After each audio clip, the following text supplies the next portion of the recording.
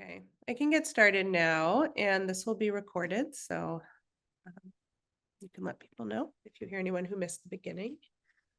Welcome to our FLAS information session. I'm Julia Bird. I'm the Vice Chair at the Center for Latin American and Caribbean Studies, and I'm going to start us off, but this is a shared effort with different world area studies at UC Berkeley. So we'll start with introductions, and Tomás, would you like to introduce yourself? Sure. My name is Tomás Lane, and I'm the FLAS coordinator for several of the different area studies centers here at UC Berkeley, and Center for Latin American Studies, Institute of European Studies, Center for Institute of South Asian Studies, a couple of them. Basically, what I do is that I help coordinate between the centers and the students and make sure that you can get all of the appropriate approvals from the federal government, make sure all the paperwork is in on time, make sure that you can get permitted to do whichever courses or overseas language programs that you want to pursue. Maybe you'd like to go next, Julia? Yep. So as I said, Vice Chair at the Center for Latin American and Caribbean Studies. If you have specific questions about a FLAS for Latin American or Caribbean languages, feel free to reach out to me. And my email address will be at the end of this presentation. Dylan? Hi, I'm Dylan Davis, the Associate Director at the Institute of East Asian Studies, and I do all the aspects of the FLAS awards that Thomas described for East Asian languages. So it's Korean, Japanese, Mandarin and Cantonese, Mongolian and Tibetan. And so we look forward to receiving lots of applications this year and working with you.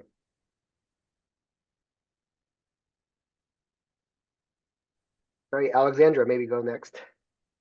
Hello, my name is Alexandra Del Ferro. I'm the program director at the Center for Southeast Asia Studies. So I also fulfill the roles that Tomás described for Southeast Asian languages that are available through the FLAS, including Vietnamese, Indonesian, Thai, some Khmer, Burmese, and Filipino. Yeah, and I can pass it to Anirban.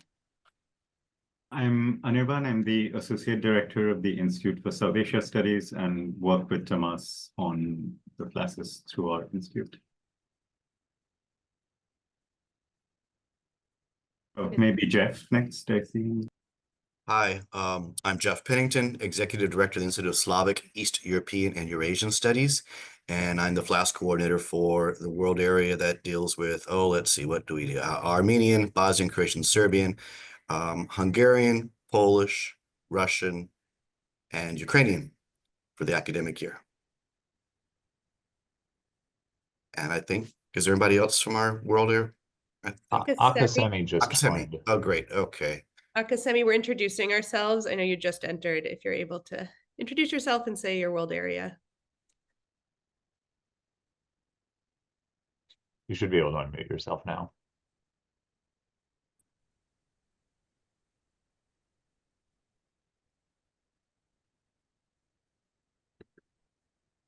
Akasemi, can you hear me?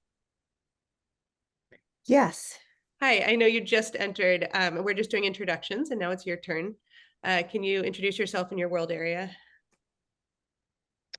Hi, I'm Akasemi Newsom, Associate Director of Institute of European Studies. So Western Europe is my world area. Thank you.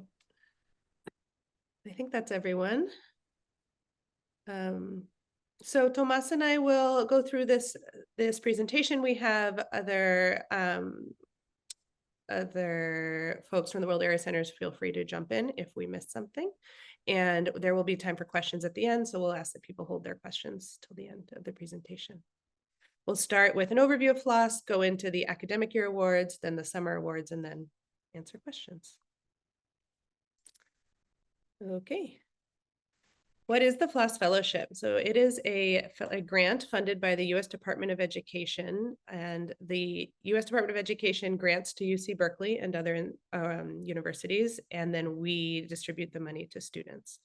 The goal is to promote the study of critical and less commonly taught languages, and that in combination with area studies or international studies. So it's not just the language study, it's also the understanding of the world region where that language is spoken. It's intended for students in all fields, including professional studies, sciences, humanities, social studies. And there's 2 separate competitions, and you can apply for both at once. But if you are applying for both, you need to submit 2 applications. So the academic year and the summer. So if you're applying for both, you'll submit an application 2 times. The academic year includes enrolling in a language course and an area studies course. And you can speak with the director of your area center to learn more, or with Tomás to learn more about what is an area studies course, and the language course is more obvious. And we'll talk a little bit more about that in a minute. Most students do the academic year on campus, taking courses at UC Berkeley. And there's also funding for dissertation research abroad and dissertation writing that may be available. The summer FLAS is for just language study, not area studies courses. And it can be on campus at another institute in the US or abroad. And we'll go into more detail about both of those.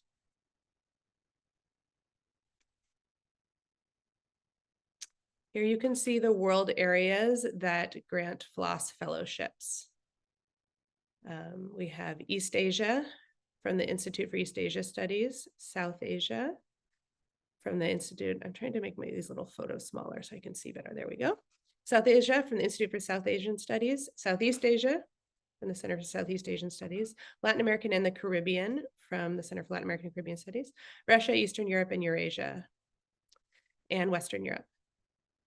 And we only grant to living languages that are currently spoken. So you cannot receive a FLAS to study ancient Greek, ancient Nahuatl, ancient Chinese, etc. I'm not going to be watching the chat, so if there's anything I need to do with the chat, Tomás, please let me know. I already suggested that people should add their questions to the chat, and we'll address them later at the end of the section. That's great. Thank you. A note on studying African languages. There's currently no FLAS funding for African languages, but there are summer options for FLAS through other universities that have FLAS awards. And so you can take a look at the Center for African Studies website and always reach out to Martha Saavedra, who runs the Center for African Studies, and she can guide you towards getting funding to study African languages.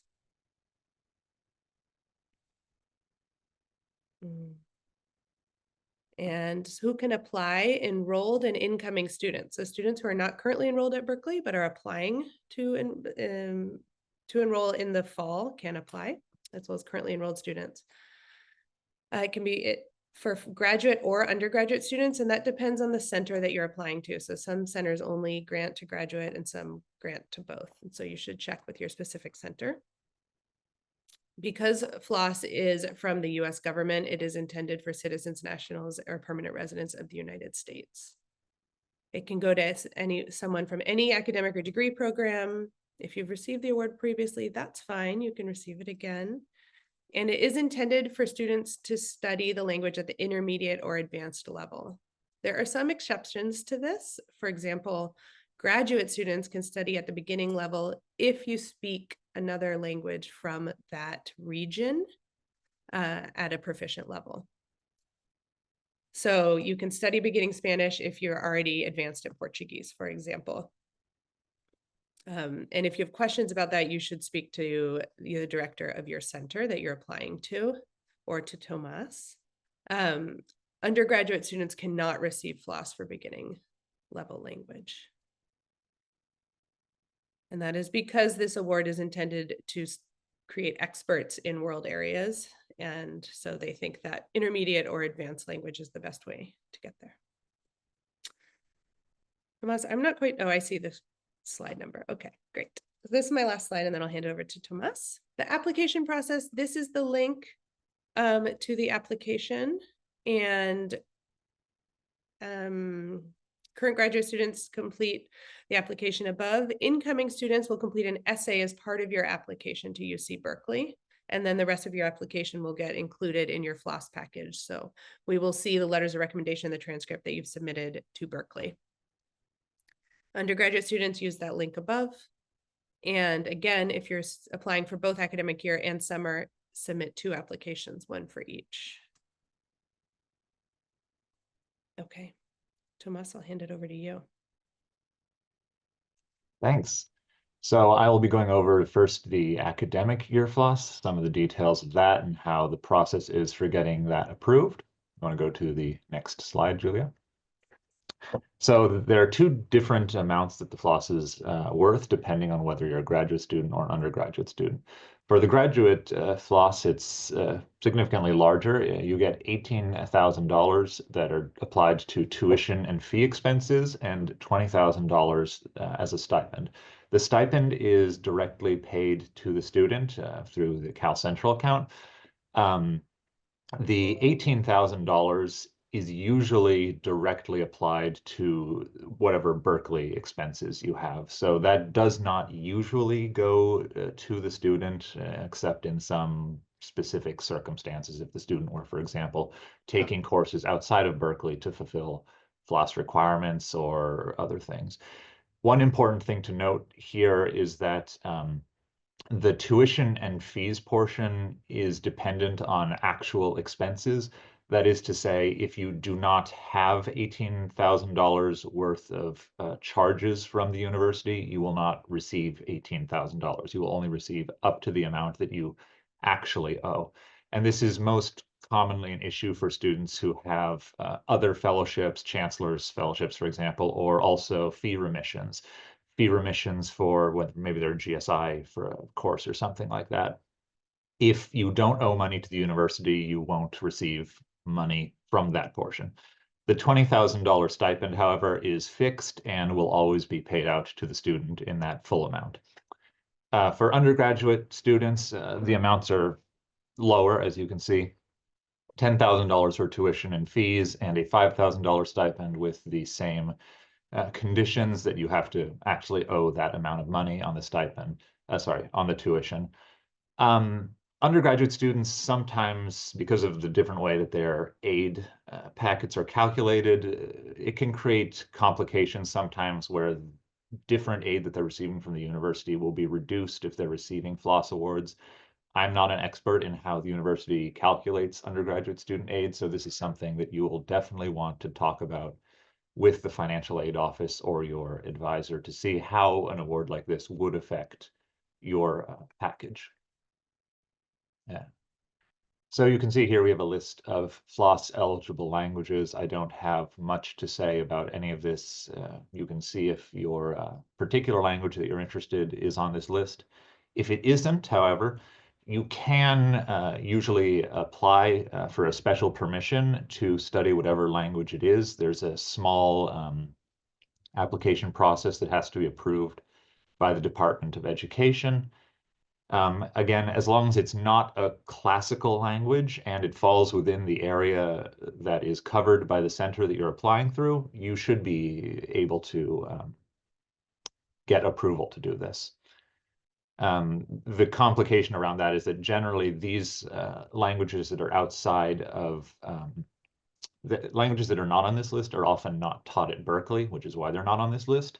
So you would be responsible generally in those cases for a lot of the footwork of finding an actual instructor course outside of the university and then collecting the data that I will present to the Department of Education on your behalf to show that you have a valid plan of study.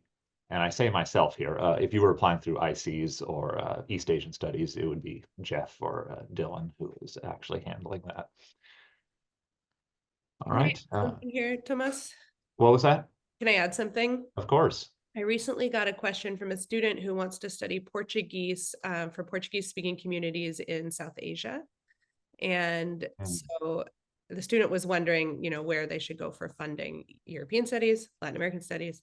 And in those cases like that, where a language is spoken outside, like in a diaspora community, you would go with the world area region where you're studying. So this student should go to South Asian Studies and see if South Asian Studies would be able to support them to study Portuguese.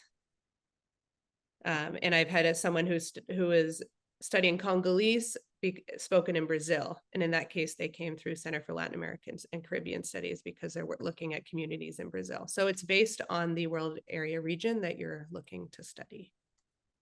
And obviously that's complicated by colonialism and the way, and world history, but looking right now at where the language that you're looking to study is spoken.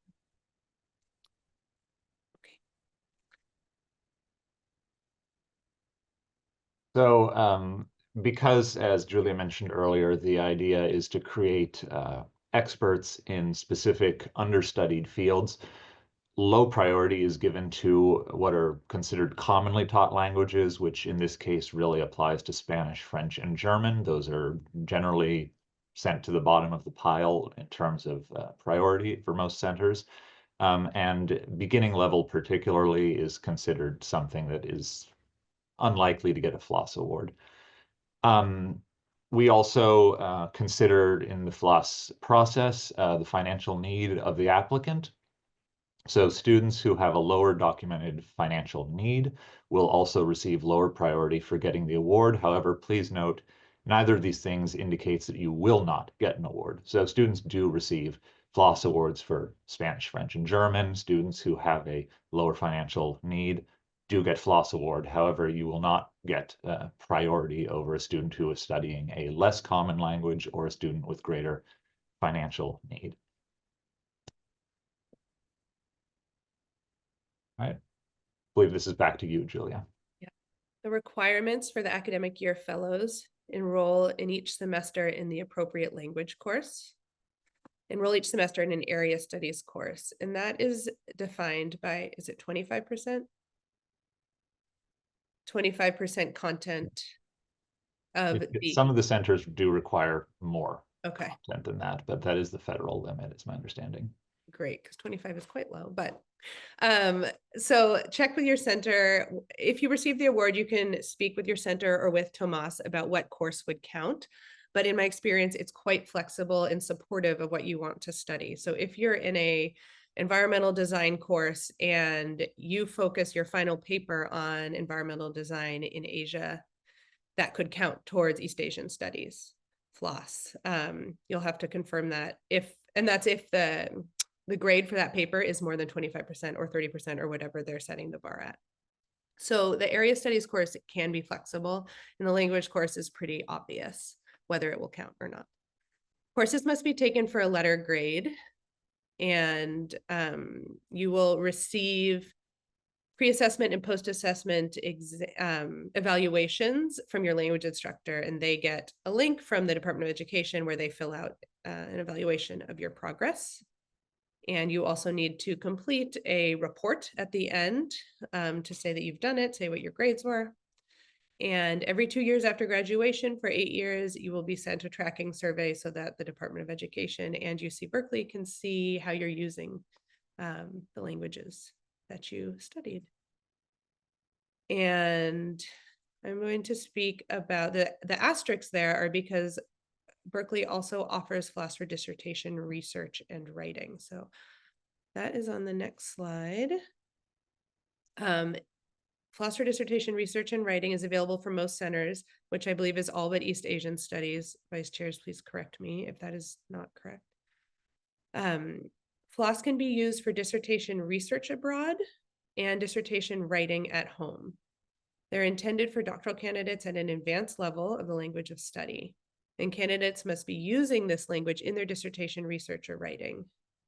So the idea is that you're doing your work in that language and thus eligible for FLAS. Anyone want to add anything about dissertation research or writing?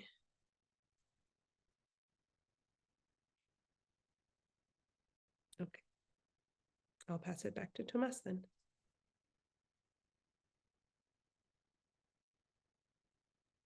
Sorry, couldn't get my mic unmuted. So a few notes, and hopefully this will address some of the questions that have been popping up in the chat. Any we don't get to now, we'll do at the end of this section. So students are permitted to receive the FLAS award more than once, and in fact, This does depend a little bit on the specific center, since all of their criteria are a bit different. If you have specific questions about a world area, you should ask that center directly. But many centers actually do give students who are at higher proficiencies greater priority. So if you receive a FLAS award multiple times, that may actually benefit your chances sometimes. On the other hand, I also recall there was a center that does not currently give out FLAS awards that used to deprioritize students that had previously received an award. So this is something, again, that you'll want to check with your specific center. You are allowed to receive both summer and academic year awards, but as noted here, each requires a separate application because they are rather different awards. The summer award being more specifically intensive language acquisition, which we will discuss momentarily. Applicants should confirm with the FLAS Center whether the language that they are interested in taking is actually going to be taught at their desired level at Berkeley. So it's not only a question of whether Berkeley offers these classes, but whether the specific level course that you need to complete your requirements is going to be offered at Berkeley.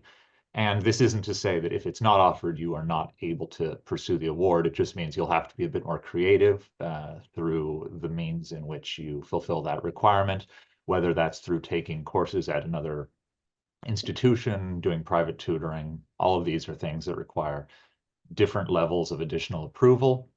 So we'll want to be in closer contact if that's something that you're interested in. All right. I believe this was yours, Julia, actually. Got it. Application requirements. The application consists of your statement of purpose, the application form, 2 letters of recommendation, your transcript, and if you're, I think it should be entered in fall of 2024, maybe? Yes, I think so. Okay, if you entered in fall of 2024, if you're in your first year of graduate study, you should also include your undergraduate transcript and the FAFSA first page of the student aid report. And awards, here, the award timeline. So you apply and the committees review them, and awards are announced in June or July of 2025. And we know that is later than anyone wants, and that is completely out of our hands. That is based on the timeline of the Department of Education and when they get the money to us. We're not allowed to promise any awards if we don't actually have the money because of the way the government works. In some centers, you can get a sense of where you are, like the chance that you'll receive an award to help your planning for next year. And feel free to talk to us more. Again, ask the question specifically to the center. Yeah. There was actually a question that somebody had asked that's relevant right here, and of which whether financial need was determined by the 24-25 FAFSA or by the 25-26 FAFSA, and it would be the FAFSA for the term that you are applying for the award, correct? Yeah. Yeah. Okay. And if you don't have it, then you can submit last year's. That's what people have done in previous situations. Okay. Are there questions specifically? Oh, there are many questions. Great. So we have one question that asks about dissertation research. Is it possible to use the academic year award to spend a full year abroad, e.g. post-QEs? If so, how is that possible? And that is a question probably for the specific center. There have been students who have done academic year language learning and dissertation awards abroad. I'm not sure that I've seen anybody do a full year. I think the most I've seen is people do a semester, but I don't think there's any specific reason why you wouldn't be able to do a full year abroad so long as you were meeting whatever requirements were necessary. And we've given FLAS for dissertation research abroad for students who were gone from the US all year. I don't think there's specific requirements, as far as I know, of like how many days you have to be outside of the US or if you're allowed to return. If you are wondering about that, reach out to your center and we can look into the details for you. But yes, for research, yes. If your center gives research awards, then you could be out doing research for the year. Another student asks how they should address the fact that they have previously received a FLAS award in the application, or should it be addressed? Does anyone else want to respond to that?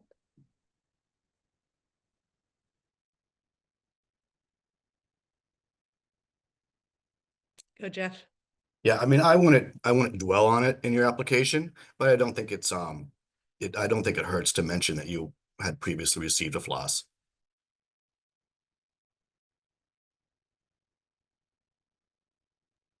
Another student wants to know if there are limits to how many times you can receive the FLAS, and on a global level, there aren't. The specific centers might disagree with that, but there isn't anything in the federal requirements that would prohibit you from receiving a FLAS every single semester you are enrolled at Berkeley. The enrollment is the key consideration here, that you do have to be enrolled in Berkeley in order to receive the award. From a practical consideration, we actually will not be able to get you money if you are not enrolled in Berkeley. But it is also a federal requirement. This is more of an issue with the summer awards, which we will get to later, than the academic year awards for obvious reasons. Student asks whether you can apply for languages not on the list as long as we can show that it's spoken at one of the existing area studies centers and that it's relevant to their research.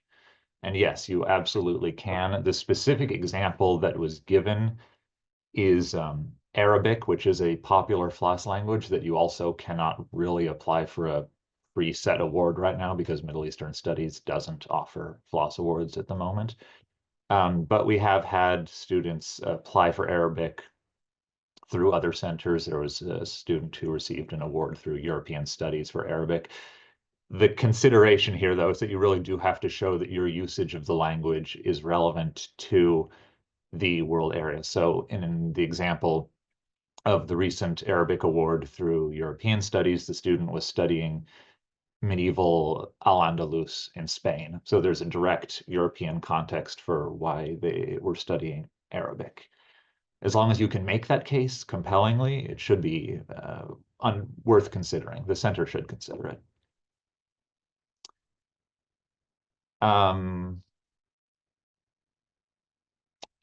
This student makes the point that the updated FAFSA no longer has the student aid report form, which is correct. I forget what the new version of that is called. Do any of you know off the top of your head? It's the...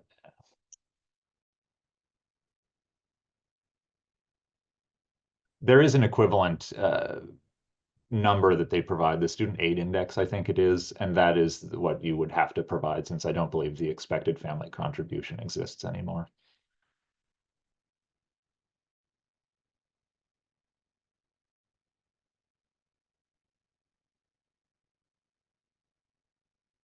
Okay, here's an interesting question that actually I'm not sure the answer to. A student asks that if they are graduating a semester early, i.e. they have a December graduation date, would they be eligible to apply for the academic year award?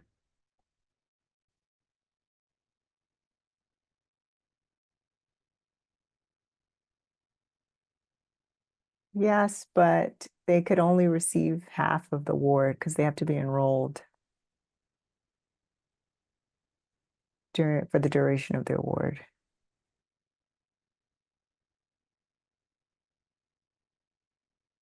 Yeah. That's my take on it too. So, and then we have a question about summer awards, and we will address those literally after this section is over. This Q&A section is over. And I think that's all of the questions. So we'll move on to summer. Nice picture of Brazil, but we think we can skip to the next page. So, At a summer FLAS in Salvador, so I use that picture. well, it's a very nice picture. Pretty city. Oops, go ahead. Okay. So for summer FLAS fellowships, the amounts for the graduate and undergraduate fellowship are exactly the same because there isn't really a difference in how they're handled. Summer fellowships are specifically, again, intended for intensive language acquisition through a program. And so you will receive up to $5,000 for tuition and fees. It's the same condition here that if your program does not cost $5,000, you will only receive the amount that your program actually costs. And for many people who go abroad, this can be also kind of an issue because they will go and do a program in, actually, Europe often has very cheap programs, for example, and the program will be significantly less than $5,000. Well, can I get the rest of it? No, unfortunately not. If your program only costs $1,000, that's all you're going to get for tuition and fees. The $3,500 stipend, as with the academic year stipend, is fixed, and you will receive all of that directly. I should point out, we don't pay the programs that you're attending directly, so your summer award will all be received to you as one lump sum, and then you will be responsible for using the tuition and fees payment to pay the program in which you are enrolled yourself. Now, as I was mentioning, and I think this will address another question that we seem to have received, applicants do have to also be enrolled at UC Berkeley when they are applying for summer awards. So that means that you basically have to be enrolled either during the summer semester or in the next upcoming fall semester. This is mostly an issue for students who are graduating in May. If you have a May graduation date, you are not eligible to receive a summer award the summer following your graduation. This is not necessarily so much of a problem. Usually what we recommend students to do in this case is to push back their graduation date, which you can do. It's an administrative procedure, and that will keep you enrolled through the period which you will be receiving the award. There is also the possibility to enroll through Berkeley summer sessions, but that's a lot more work, so it's not the preferred option. That being said, summer fellowships can be used on campus. If you wanted to use your summer award to study through Berkeley summer sessions, that would be totally acceptable. In that case, we would also pay your Berkeley tuition directly.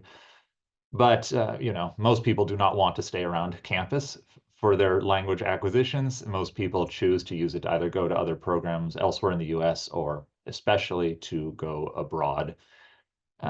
The only other thing that I want to double point out here is that it's for intensive language study. It is not intended for research.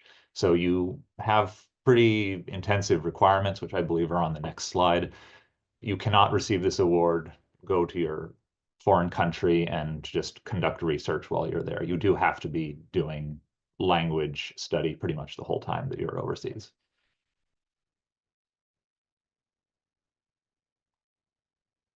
So what does intensive mean in this context? As defined by the Department of Education, the language course in which you're enrolled must be equivalent to 1 academic year's worth of study. For beginning and intermediate study, that means you have to have 140 hours of classroom instruction, and the course needs to be at least 6 weeks in duration. So it can be greater than either of those two numbers, but it cannot be less. For the advanced level, you get a little bit of a break. You only have to do 120 hours of classroom instruction, but the 6-week duration is the same. Now, one question that we do get a lot is people will bring up a specific program, but they'll say, oh, it's only a 5-week program, or it's only 118 hours, let's say. In this case, you can actually achieve the full requirement of the program by combining different programs.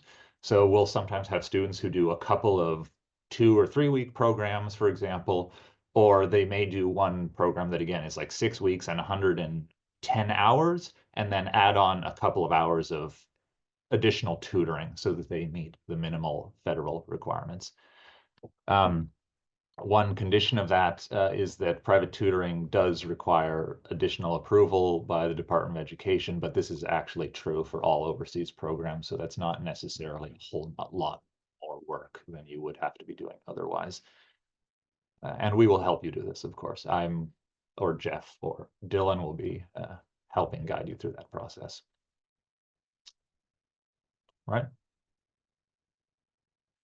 This is basically the exact same list from the academic year program, so there's nothing really to add here. As with the academic year, if your language is not on this list, you can make a specific petition for a one-time approval to study another language.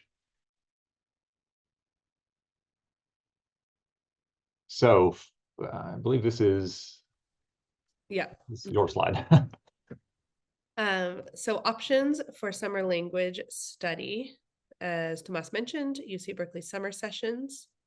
There's other programs in the US that are listed here. And if you're interested in any of these and want to learn more, you can speak with the World Area Center that would be granting. So Central Eurasian Summer Studies Institute at University of Wisconsin, Southeast Asian Summer Studies Institute, also at Wisconsin, South Asian Language Studies Institute. Wisconsin's doing great. Intensive Nahuatl Language Study, University of Utah, Haitian Summer Institute of Florida, and the Consortium of Latin American Studies Programs keeps a list of summer programs for less commonly taught languages that's listed there. Overseas there's really no end to programs. These programs do not have to be at a university. Often I find students are only looking at universities for language programs. And you're welcome to study at a university. You're welcome to study at a US university program that is in another country, or you're welcome to find a language school that's not affiliated with a university. And those are often the cheaper option because university programs, US university programs know the FLAS $5,000 limit, and they'll price their programs at that. And then if you're applying to a small language school in Brazil, as I did, for example, it will be $1,000, $1,500 for all the fees. If I can just make one condition here, though, that doesn't necessarily mean that the cheaper option is to go overseas, because while the cost of the language program is often cheaper to go to a foreign country, airfare to a place like Brazil can be extremely expensive. And again, if you are not using the entire tuition portion to pay for the program, you're not receiving that money. So you may be more out of pocket if you have to spend $2,000 getting a plane ticket to Rio than if you had to spend $100 on a plane ticket to Utah and $5,000 on the program, you know? Thank Just you. to point that out. Yeah, thank you. So there's no list of pre-approved programs because there are so many options. But if you want to know programs that past FLAS recipients have used, reach out to your center and ask them, and they can recommend programs. All overseas programs are subject to approval by the Department of Education. They almost always get approved, and Tomás helps you, or your relevant person helps you with the process of submitting the information needed. What you need to do is demonstrate that the program meets the proper number of hours and is acceptable to the FLAS requirements. I think the last thing I want to mention here, and there's no bullet point about it, is that I have had students study languages that are not taught in schools. And in those cases, they find a tutor, someone who can teach them the language, and they work with that tutor to develop a program that is the proper number of hours, and they have to demonstrate, the rigorousness of the program that they're doing. And that is more complicated, and you can speak with your FLAS center about that if you're looking to study language that's not taught at a school. Tomás, do you want to add anything to that? The only thing I'd add to that is that, while it may sound intimidating, I don't believe we've ever had somebody be rejected for tutoring before. Generally, they do want to see that the tutor has some pedagogical background and qualifications to teach the language. So you're not just grabbing some person off the street and saying, here, teach me how to conjugate verbs. That being said, for especially in Julia's case, where you're dealing with some very small indigenous languages in South America, the Department of Education does recognize that the number of teachers is quite limited. So that is taken into consideration if you can't find somebody who has a CV 5 miles long and degrees from all sorts of fancy universities. That's not what they're looking for necessarily. Yeah, you could advocate that this person is a community elder, a leader in their community, and that's why they're the best suited to teach you, and justify it that way if needed.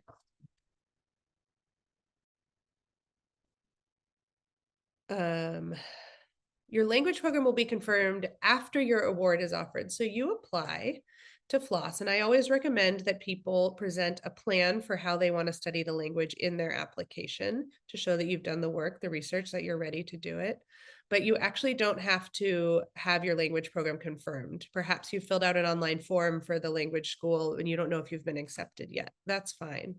After you are told whether you have FLAS or not, that is when you can confirm the language program.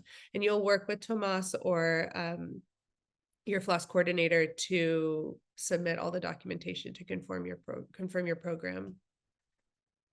So this is the information that you'll need to submit. And it's all pretty basic.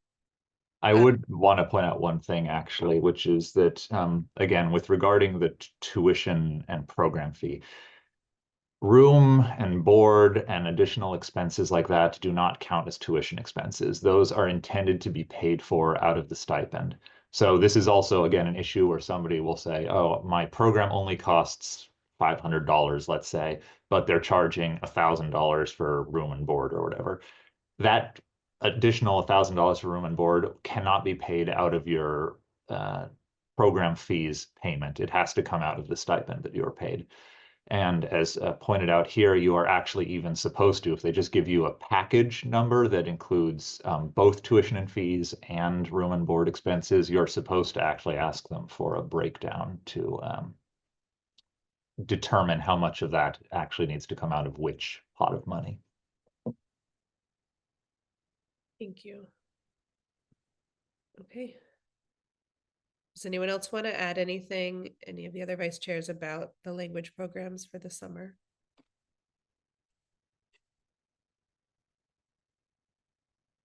Okay. Tomás? All right. So travel awards are offered by centers depending on availability of funds. I think we went one slide too far. Thank you. They can cover either programs that are they can cover travel costs to programs within the US or abroad up to $1,000. Within the US, the travel award can basically be approved by the program themselves. If you're flying overseas, it gets a little bit more complicated. The Department of Education has to approve the travel award, and it has to ensure that whatever flight you're taking is compliant with the Fly America Act, which basically means you have to be using a US-based carrier in excepting in rare circumstances, or you can actually also use an EU-based carrier if you're going to Europe. But outside of that, you can't use, I forget what the Brazilian airline is, but this was an example. They had the cheaper flights on the Brazilian airline, but it's a Brazilian-based airline, so it would not qualify for a travel award. The other complication about this is that you do have to know what your travel arrangements are somewhat far in advance, because applications for overseas travel need to be submitted 30 days before your departure date. Now, it does not usually take them 30 days to approve the award, but it is the timeline that is mandated by the federal government. So they want to have sufficient time to review all of whatever your plans are. Travel awards also have to be directly to and from the program. So it basically, when your program starts, is essentially the day you have to arrive. And when your program ends is the day you have to leave. You can't hang around for an extra 2 weeks on the beaches in Brazil. Sorry to keep picking on Brazil, Julia. You just keep. And we've had this issue before where students, may have other things that they want to do in the country where they're doing their language learning. But unfortunately, if you want to apply for the travel award, you really have to structure it so that you are only traveling at the beginning and end of your program or multiple programs, depending on how it's set up. You also can't do third location travel. So for example, it has to be, or not for example, but it has to be directly from your home base in the United States to the location of the travel and then back to your home base. So you can't, for example, say, I'm going to start from home in the United States, then go to the site of my language learning, and then I'm going to travel to a third country to do something completely different. They will not approve that. It all basically comes down to the Department of Education doing risk management. They don't want to be responsible for anything that you're doing that doesn't directly involve to what they are funding. And anyway, if you don't want a travel award, you can ignore all of those rules. You can do whatever you want.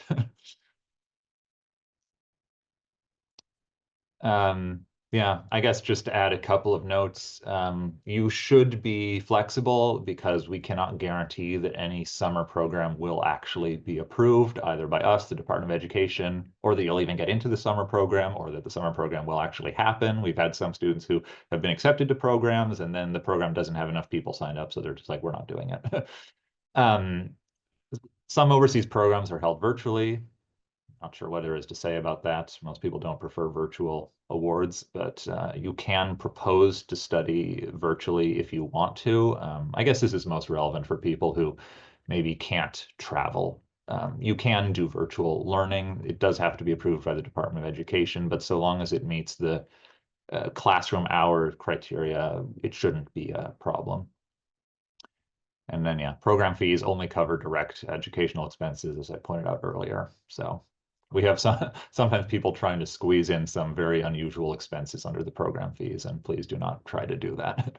Strictly tuition.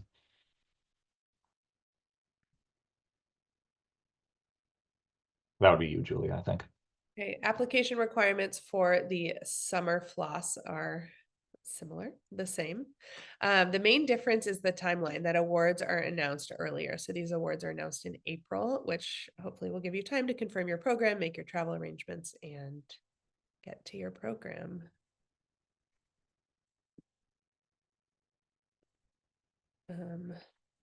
Well, just go back a slide. We did have a question earlier, somebody asking when the summer awards would be announced. One would hope that it was not in June and July, and in fact, it is not. They will be announced in April. We want you to have time to actually, and the reason is because the summer awards are actually paid out of this year's FLAS money, whereas the academic year awards for next year are paid out of next year's FLAS money. So we already have the money for the summer awards, and we are able to tell you as soon as we know who the centers want to give the awards to, we can announce them. The requirements for the summer fellows are the online pre-assessment and post-assessment by your language instructor. These assessments are in English, and because they're written by the Department of Education, and they're not translated into all the languages that FLAS students study. If your instructor does not speak English or can't read English or can't access a computer or doesn't have internet where they are, let us know and we can help problem solve. We've dealt with that before. You are required to self-report via the U.S. Department of Education's system. It's a quick report, and you are required to complete a tracking survey every 2 years after graduation for 8 years.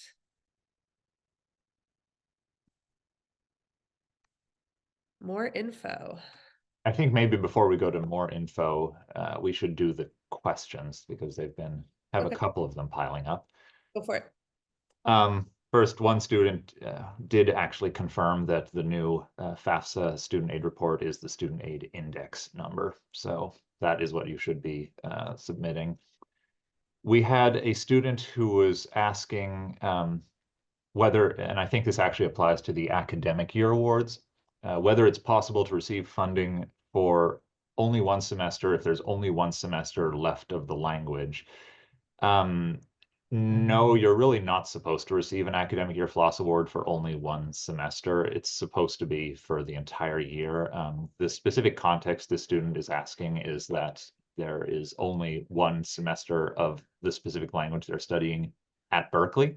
In that case, I would say you should apply for the full year, and then for the spring semester, presumably, you would have to look for a course outside of Berkeley to continue studying at the appropriate level.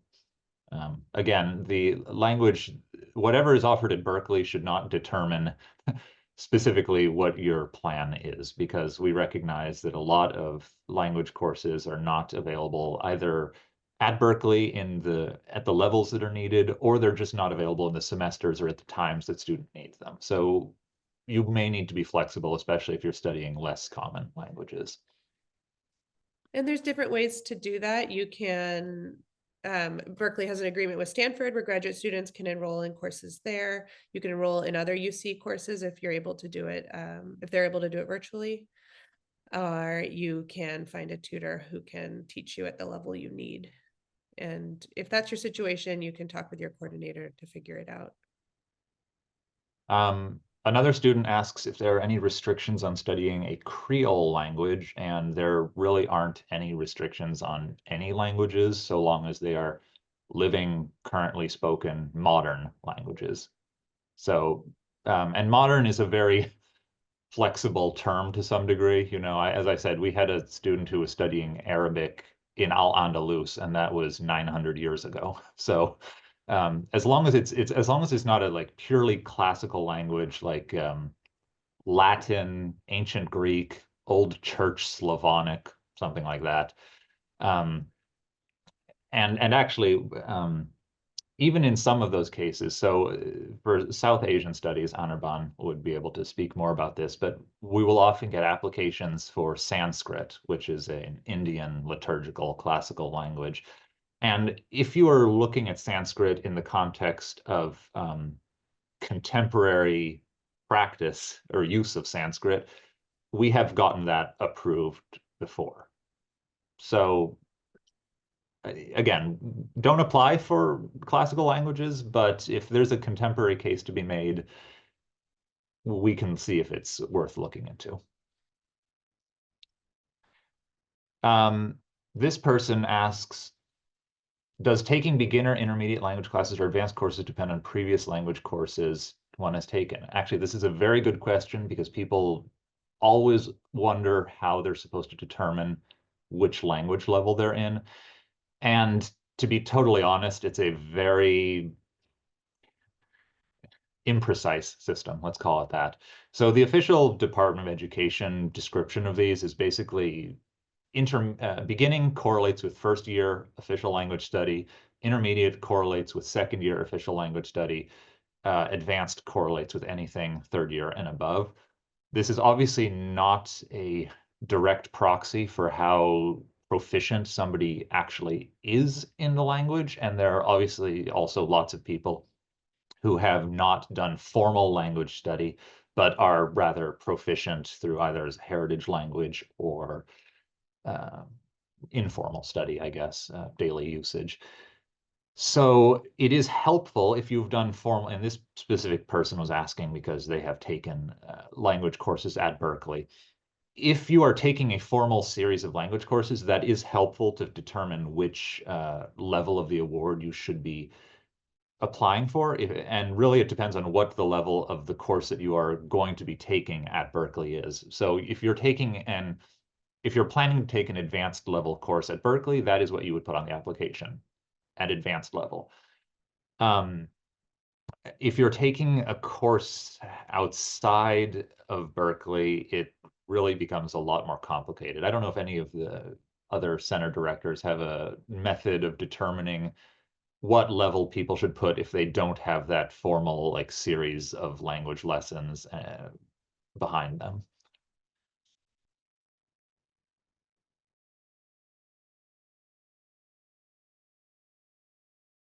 I like your assessment of first year, beginning, second year, intermediate, third year and above, advanced. And I usually suggest that students using that framework guess what language, what level their language is.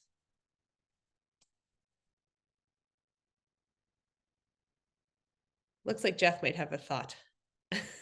No, I agree. I agree with that. I mean, that's the simplest way of doing it. And that's how we tell our students to do it.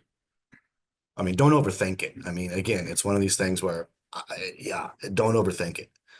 So. I And would, a summer FLAS is supposed to be 1 year of instruction. So if you've completed a summer FLAS, let's say, then you're in the second year, you're in intermediate. That's the thinking. So year is sort of flexible. the only caution I would add is, and this applies specifically to heritage language speakers or people who speak a language related to their other language of study, is do not overestimate either your proficiency in the language because you either have some heritage knowledge of it or you speak a related language. There are actual distinctions, like federally, in terms of what the requirements are if you're studying at different language levels, so intermediate, advanced, beginning. An obvious one would be that undergraduates cannot get beginning language awards. They can only get intermediate and above. So if you were to estimate that you're at an intermediate level and you sign up for an intermediate class at Berkeley and the instructors there are like, well, you're not actually proficient enough to be in this class, you need to go back to beginning, that would cause problems. So if you're not sure if you're like between intermediate and beginning, that I might, and also with graduate students too. Graduate students who are studying at the beginning level have to provide a whole bunch of justifications for why they should get an award in beginning language. So if you're not sure if you're between beginning and intermediate, maybe then I would consult with the center. But I feel like most people who are at beginning know it. It's because they've never done the language before. So. And I would just add, because Alyosha has a good point at the end, that the consequence of summer language study of 120 hours versus 140 hours for intermediate versus advanced, I would just say that it really depends on where you're placed. You'll take a placement test, you'll be placed in an advanced level or an intermediate level, and then we will look at that, and that will determine the number of hours you should be taking in terms of contact hours. So being in close contact with your program officer at the center is important as you're determining levels. And we will be putting that in a report that we submit to the Department of Education as well. A certain student has asked whether somebody can get a FLAS award to study a different language each semester, and the answer is no. You have to apply for one language. So, interesting question, but you cannot do that, sadly. Another student has asked whether an internship that is in the target language would be eligible to cover summer hours. And the answer to that is also no. It has to be direct classroom instruction. You can't replace it with immersion learning. That also means that if your language program has a cooking class or a dance class, those don't count as contact hours. It has to be classroom instruction. Including field trips at the beginning of the program, those kinds of things do not count.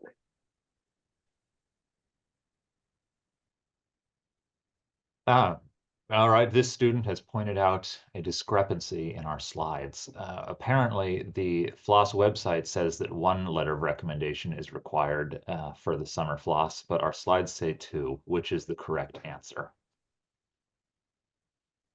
It's 2 for academic year and 1 for summer. Great. Make your lives easier. All right, that's all the questions for now, so we can move on.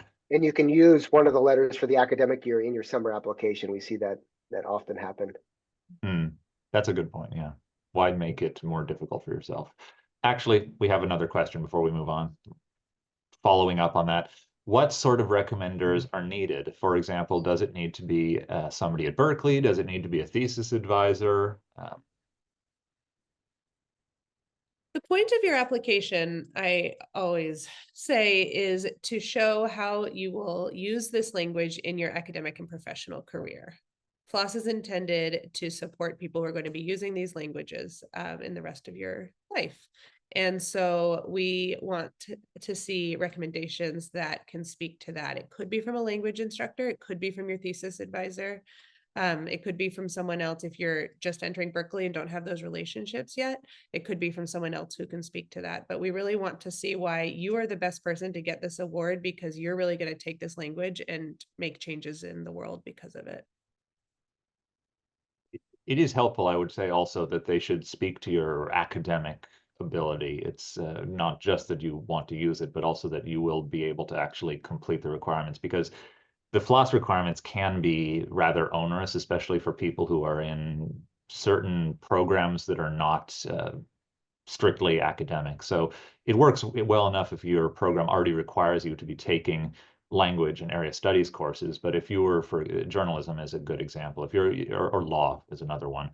If you have to add on all these additional courses in addition to your required program's core work, that can be a lot of requirements. And so you will want to show that you have the academic wherewithal to manage this additional workload. All of this being said, I would remind you that your application is being read by typically professors, academics here at Berkeley. And oftentimes they like to see what other professors have to say about you. So just keep that in mind, who's reading these applications and what they may be thinking.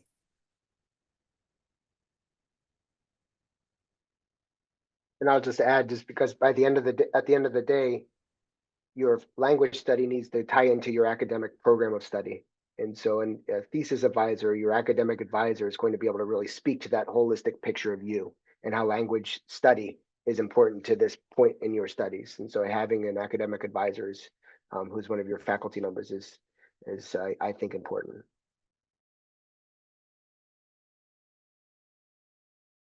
Okay. More information. This QR code goes to the application if you're excited to take a look at it now. The link is also there. All of this information that we've gone over, well, most of it probably, is on the FLAS website, which is hosted by graduate division, even though this also goes to undergraduates. Both graduate and undergraduate FLAS information is on that webpage. I just Google grad div FLAS and I get there. You can also look on our different web pages to find out more about the specific centers. And here you have contact information for different FLAS coordinators, and definitely reach out to people as you're figuring out your application and what questions you have about your program. Okay. More questions? I don't see any more questions. Thank you all for joining us and taking this time to learn more about the program.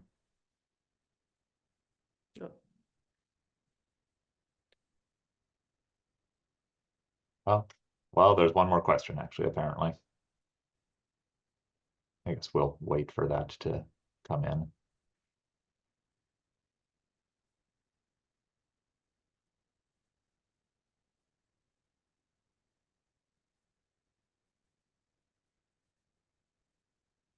All right, shall I just unmute Alyosha, I guess? Yeah. Sorry about that. I just wanted to ask about the dissertation research abroad that you mentioned at the beginning with the academic year. If you could just repeat. I'm just a bit confused if that funds research. Mm-hmm. Do you see what I'm saying? I was a bit surprised to hear that there's a research award as part of the FLAS. I thought it was all for language study. So if you could just clarify what the specific, this dissertation research abroad and dissertation writing at home are, and how that's different than the others. Thanks for coming back to that. And I think there's a lot of interest in this, and I think many people are not familiar with it. And it's partially because it recently has been more supported by the Department of Education, and there's more emphasis on it now than there was before. So you're not the only one who is sort of learning about this. So FLAS can be, you can apply for either dissertation research abroad or dissertation writing. And I don't remember how you indicate that on the application. Maybe Tomás knows. I think there's just a button that says that. Okay. I think functionally there isn't really a difference in terms of what the approvals are. The only difference is if you're going abroad, you have to submit an additional approval to get the Department of Education to sign off on you being overseas. And they have to, for example, review that the country you're going to is safe for students to be in. But I don't know what else they really check in terms of the overseas application. Yes, and the application you submit, it has the same requirements as everything we listed before for language learning. So in many ways, the process is very similar to applying for language study. It's just that you are, in your essay, you'll explain what you're doing differently than if you were doing language study. And each center probably has a different way that it is evaluated in the context of all the applications. So I don't want to speak to that. Whether it's prioritized or deprioritized or whatever. Does that answer your question? Do you have a follow-up question about that? The only other thing I would point out there is that if you are on a dissertation research award, you don't have to complete the area studies and language course requirements. That's the big difference between the dissertation research award and the regular FLAS, which I see I anticipated your question. So glad for that. And then we had one last question, if this student is still online, where yes, can you study native Hawaiian if you can justify it to East Asian studies? I would say probably not, since that's a US-based language. That's right. No, it's not one of our offered languages, and we don't have a process for offering that. And then just on dissertation awards, East Asia does not offer FLAS. You cannot do a dissertation award application for FLAS for East Asia only. I believe all the other centers you can put an application, and that's because there's opportunities with Fulbright Hayes, as Gina put in the link. There are opportunities there that we would encourage you to apply for. And similarly, languages that are spoken in the US but come from a different world region are not approved. For example, Spanish-speaking communities in the US. If your research is on Spanish-speaking communities in the US, it wouldn't be appropriate to get a FLAS for Spanish, unless you can really justify that you're studying the communities outside of the US where people are speaking Spanish. And that's true for all languages spoken in the US. Thank you all for your questions. We appreciate, as I said, you joining us for this session.